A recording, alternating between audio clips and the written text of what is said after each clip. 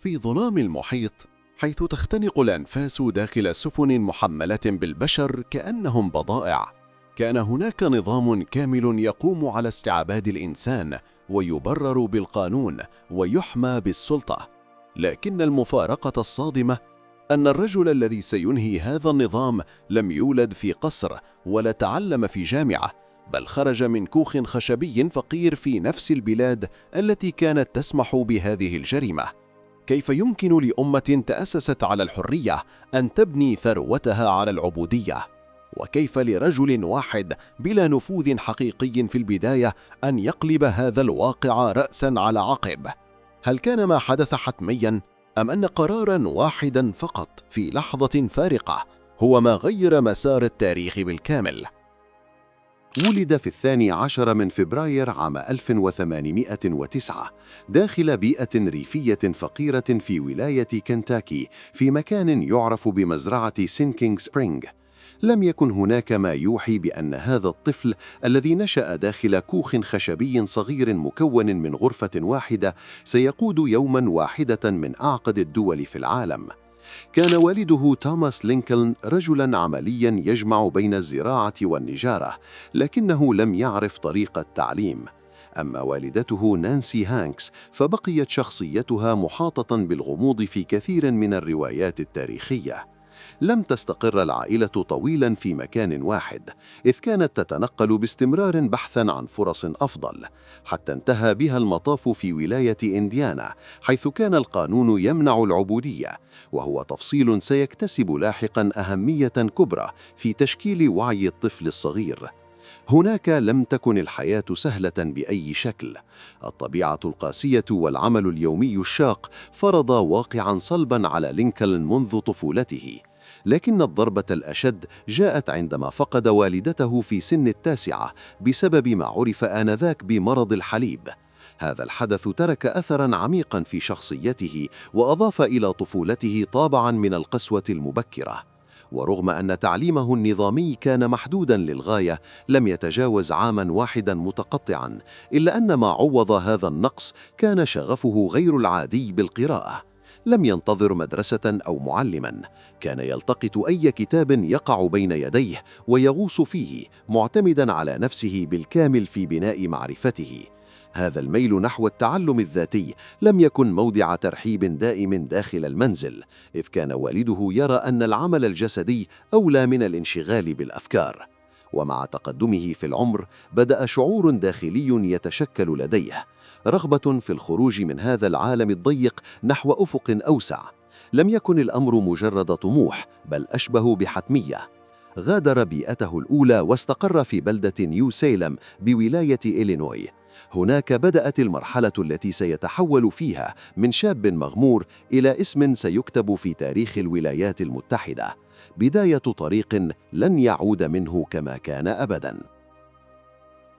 منذ لحظاته الأولى هناك اتجه نحو السياسة، وكأنه يدرك أن مستقبله لن يصنع في الحقول ولا بين الأخشاب، بل في ساحات القرار. عام 1832 وهو في 23 من عمره قرر خوض أول اختبار حقيقي، الترشح لانتخابات الهيئة التشريعية في إلينوي. لم يكن يمتلك الخبرة ولا الدعم الكافي، وكانت النتيجة متوقعة، هزيمة واضحة. لكن المختلف في هذه الخسارة أنها لم تنهي طموحه، بل صقلته. لم يتراجع، بل أعاد ترتيب نفسه من الصفر. خلال تلك الفترة لم يكن أمامه مسار واحد واضح، فتنقل بين وظائف متعددة. عمل في إدارة البريد، وانضم إلى ميليشيا محلية خلال حرب بلاك هوك، واكتسب من كل تجربة مهارات مختلفة. بالتوازي كان يستمر في بناء نفسه معرفياً، يدرس القانون والنحو بجهد فردي كامل دون تعليم رسمي منظم. هذه المرحلة تحديداً هي التي صنعت أدواته الحقيقية: الانضباط، القدرة على الإقناع، وفهم الناس. بحلول عام 1834 جاءت اللحظة التي انتظرها. عاد إلى ساحة الانتخابات، وهذه المرة نجح في الفوز بمقعد داخل الهيئة التشريعية. لم يعد مجرد شاب يحاول، بل أصبح جزءاً من اللعبة السياسية نفسها. وفي هذا السياق بدأ احتكاكه بشخصية سترافقه طويلاً، ستيفن دوغلاس، الذي سيتحول لاحقاً إلى خصم فكري وسياسي بارز. مع انتقاله إلى سبرينغفيلد بدأ فصل جديد أكثر استقراراً. افتتح مكتباً للمحاماة، وسرعان ما بنى سمعة قوية. لم يكن مجرد محام تقليدي، كان يتميز بقدرة تحليلية دقيقة وأسلوب خطاب مباشر يصل إلى الناس بسهولة. هذه المهارات جعلته معروفاً ليس فقط في قاعات المحاكم، بل أيضاً في الدوائر السياسية. في تلك الأثناء كانت الولايات المتحدة تغلي تحت السطح. التوترات حول العبودية لم تعد مجرد نقاش نظريا، بل بدأت تأخذ طابعا عنيفا. حادثة مقتل الصحفي المناهض للعبودية إيلايجا لوفجوي على يد حشد غاضب كانت إشارة واضحة على أن الصراع قادم لا محالة. بالنسبة للينكولن لم يعد الموضوع مجرد اختلاف سياسي، بل أزمة تهدد استقرار البلاد بالكامل. على الصعيد الشخصي، تزوج من ماري تود القادمة من عائلة ميسورة في كنتاكي. كانت امرأة ذكية وذات طموح، وشكلت معه شراكة معقدة لكنها مؤثرة. إلا أن حياتهم لم تكن مستقرة بالكامل، إذ واجهوا سلسلة من المآسي، أبرزها فقدان 3 من أبنائهم، وهو ما ترك أثراً نفسياً عميقاً على لينكولن، وانعكس في نوبات حزن حادة عرفت في ذلك الوقت بالسوداوية. في عام 1846 وصل إلى محطة جديدة عندما فاز بمقعد في مجلس النواب في واشنطن. هناك وجد نفسه وسط واحدة من أكثر الفترات توتراً، الحرب الأمريكية المكسيكية. لم يتردد في معارضة هذه الحرب علناً، متهماً الرئيس جيمس بولك بالسعي للتوسع من أجل تعزيز نفوذ الولايات المؤيدة للعبودية.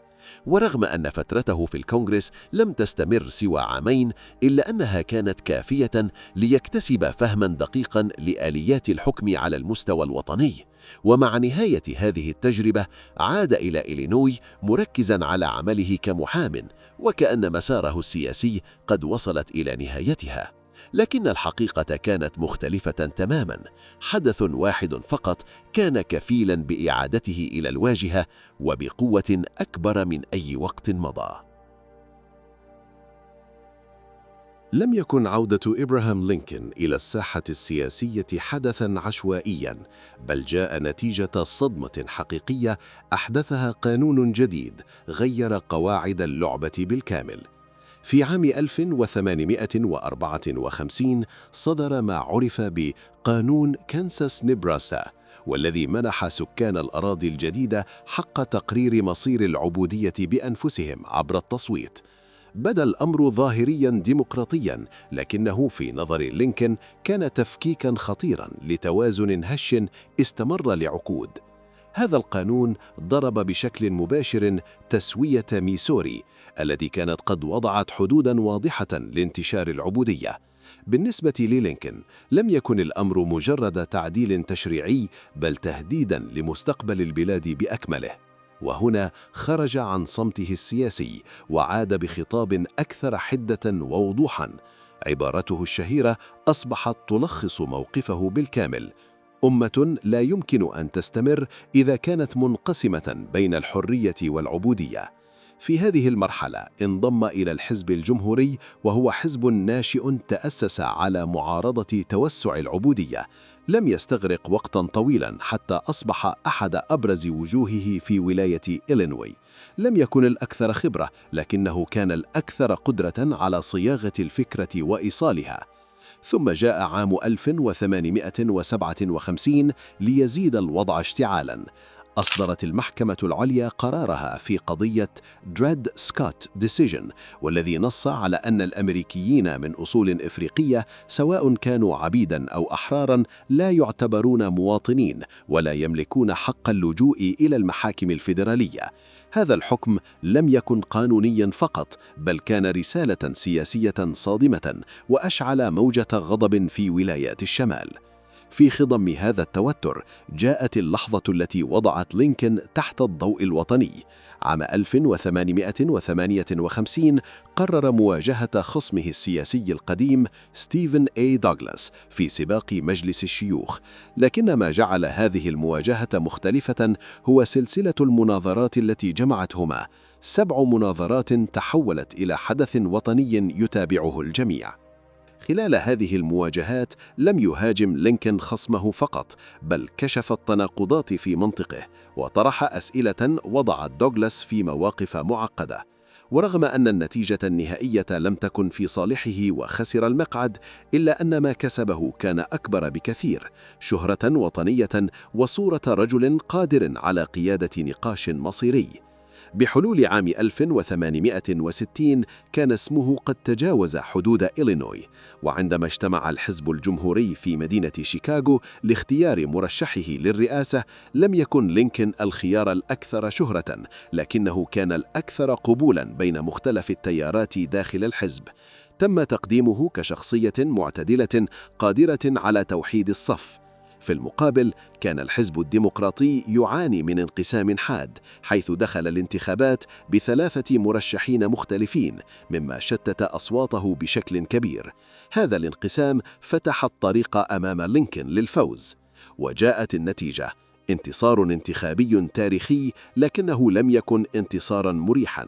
فور إعلان فوزه بدأت الولايات الجنوبية تتحرك بسرعة نحو الانفصال، معتبرة أن وصوله للحكم تهديد مباشر لنظامها. في البداية ظن لينكولن أن هذه التهديدات مجرد ضغط سياسي، لكن خلال فترة قصيرة أعلنت عدة ولايات انفصالها وشكلت كياناً جديداً، Confederate States of America، بقيادة جيفرسون ديفيس. وقبل أن يؤدي اليمين الدستوري حتى، كانت البلاد قد دخلت بالفعل مرحلة لا عودة، والعد التنازلي للحرب بدأ. عندما وقف إبراهام لينكولن في 4 مارس عام 1861 لأداء اليمين، لم يكن يتسلم دولة مستقرة، بل أمة على وشك الانفجار. في خطابه الافتتاحي حاول تهدئة المخاوف والدعوة إلى التماسك، مخاطبا ما وصفه بأفضل ما في طبيعة الأمريكيين في محاولة أخيرة لتفادي الصدام. لكن الواقع كان قد تجاوز مرحلة الخطابات. كانت شرارة الحرب متمركزة في موقع واحد: Battle of Fort Sumter، الحصن الذي بقي تحت سيطرة الاتحاد داخل أراضٍ أعلنت انفصالها. وعندما رفضت القوات الاتحادية الانسحاب، اتخذت القوات الكونفدرالية قرارها.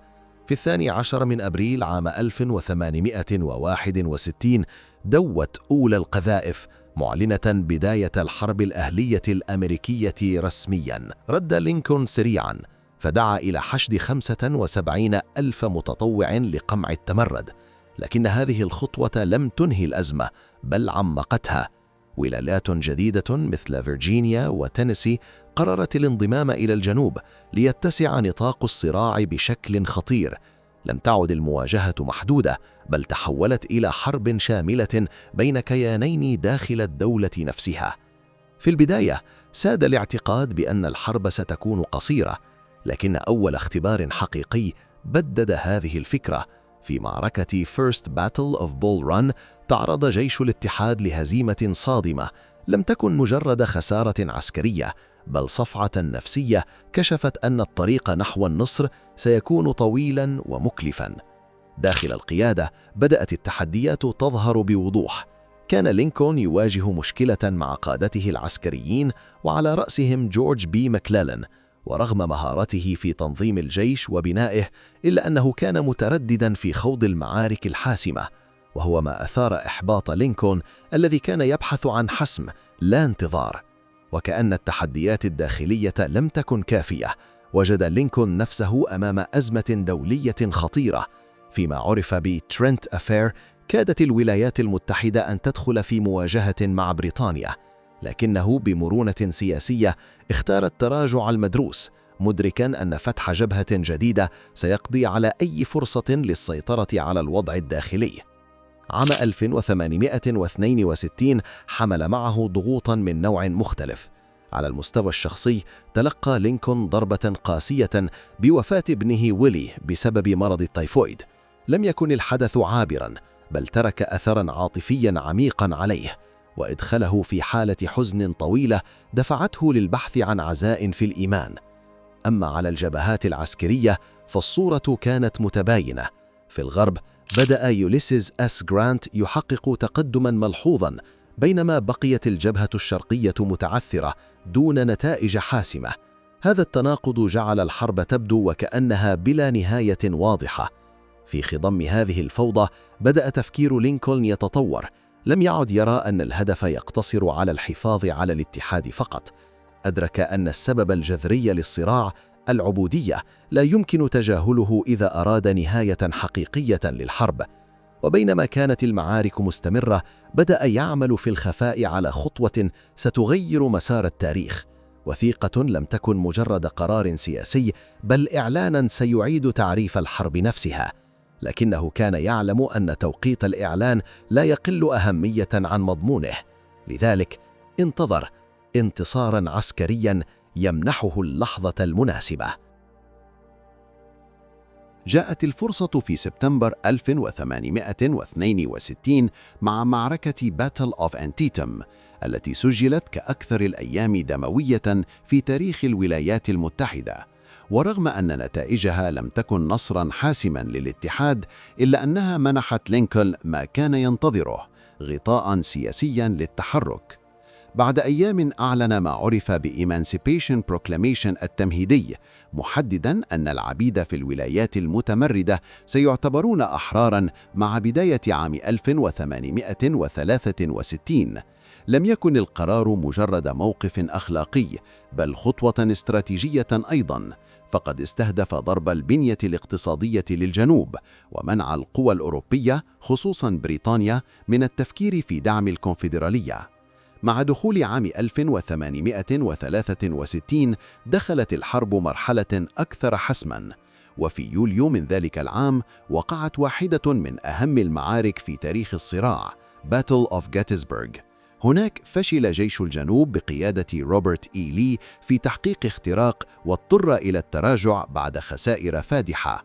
كانت هذه المعركة نقطة تحول حقيقية، إذ انتقلت المبادرة تدريجياً إلى يد الاتحاد.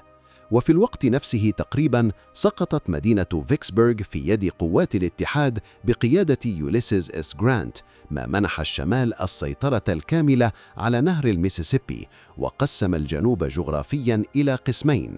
هذان الحدثان معاً شكلا منعطفاً استراتيجياً أنهى مرحلة الدفاع وبدأ مرحلة الحسم. في نوفمبر 1863 وقف لينكولن في موقع المعركة ليلقي خطاباً قصيراً لكنه سيخلد في التاريخ. في خطاب جيتسبرغ أدريس أعاد تعريف معنى الحرب، مقدمها كصراع من أجل إعادة ولادة الحرية وضمان بقاء نظام ديمقراطي يقوم على إرادة الشعب. ورغم هذه النجاحات لم يكن الوضع الداخلي مستقراً. فرض التجنيد الإجباري أثار موجة غضب في عدة مدن، أبرزها نيويورك، حيث اندلعت أعمال شغب عنيفة. كما واجه لينكولن انتقادات حادة، واتهم بتجاوز صلاحياته، خاصة بعد اتخاذه قرارات بتعليق بعض الحريات المدنية. بالنسبة لخصومه كان ذلك انحرافاً نحو الاستبداد، أما بالنسبة له فكان إجراء اضطرارياً للحفاظ على الدولة. سياسياً أظهر لينكولن قدرة لافتة على إدارة التوازنات داخل حزبه. استطاع احتواء الخلافات بين التيارات المختلفة داخل الحزب الجمهوري، محافظاً على جبهة داخلية متماسكة رغم الضغوط. كان يدرك أن الانقسام السياسي قد يكون أخطر من العدو في الميدان. وفي مارس 1864 اتخذ قراراً حاسماً بتعيين جرانت قائداً عاماً لجميع جيوش الاتحاد. لم يكن الاختيار عشوائياً، بل مبنياً على قناعة أن الحرب لن تحسم إلا عبر استراتيجية شاملة تضغط على الجنوب في كل الجبهات في وقت واحد، حتى لو كان الثمن مرتفعاً. بهذا القرار دخلت الحرب مرحلتها الأخيرة، مرحلة لا مجال فيها للتردد بل للحسم الكامل. مع اقتراب نهاية عام 1864 لم يكن مصير إبراهام لينكولن السياسي مضموناً. الحرب طالت أكثر مما توقع الجميع، والخسائر البشرية كانت هائلة، ما خلق حالة من الإحباط داخل الشمال. حتى داخل حزبه بدأت الشكوك تظهر حول قدرته على الاستمرار. الانتخابات الرئاسية بدت وكأنها استفتاء على الحرب نفسها، لكن ميدان القتال قلب المعادلة. عندما نجح الجنرال ويليام تيكومسي شيرمان في السيطرة على مدينة أتلانتا، تغير المزاج العام بشكل جذري. هذا الانتصار لم يكن عسكريا فقط، بل نفسيا وسياسيا، وأعاد الثقة بإمكانية الحسم. على إثر ذلك فاز لينكولن بولاية ثانية، ما منحه تفويضا واضحا لإكمال ما بدأه حتى النهاية. بعد تثبيت موقعه، ركز لينكولن على خطوة اعتبرها الأهم في مسيرته: إنهاء العبودية دستوريا، وليس فقط كإجراء مؤقت. دفع بكل ثقله السياسي لتمرير 13th Amendment الذي ينص على حظر العبودية في جميع أنحاء الولايات المتحدة. بالنسبة له لم يكن هذا مجرد قانون، بل علاجاً جذرياً لأصل الصراع الذي مزق البلاد. وفي ربيع عام 1865 بدأت النهاية تتشكل بسرعة. سقطت ريتشموند عاصمة الكونفدرالية بيد قوات الاتحاد، وبعدها بأيام استسلم الجنرال روبرت إي لي لقوات يوليسيس إس جرانت في أباماتوكس كورت هاوس. الحرب التي استمرت سنوات وانتهت بمئات الآلاف من الضحايا وصلت أخيراً إلى خط النهاية. في واشنطن عمت أجواء الاحتفال، لكن لينكولن لم ينشغل بالنصر بقدر ما انشغل بما بعده.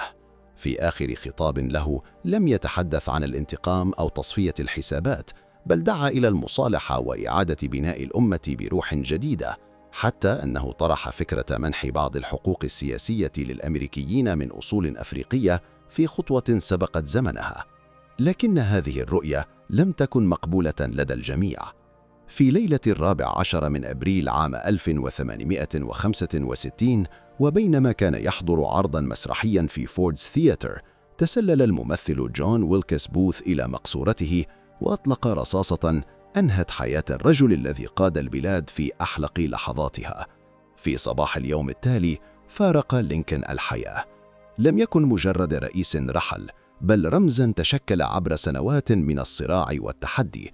وعند سريره قال وزير الحرب عبارته الشهيرة: الآن أصبح ملكاً للتاريخ.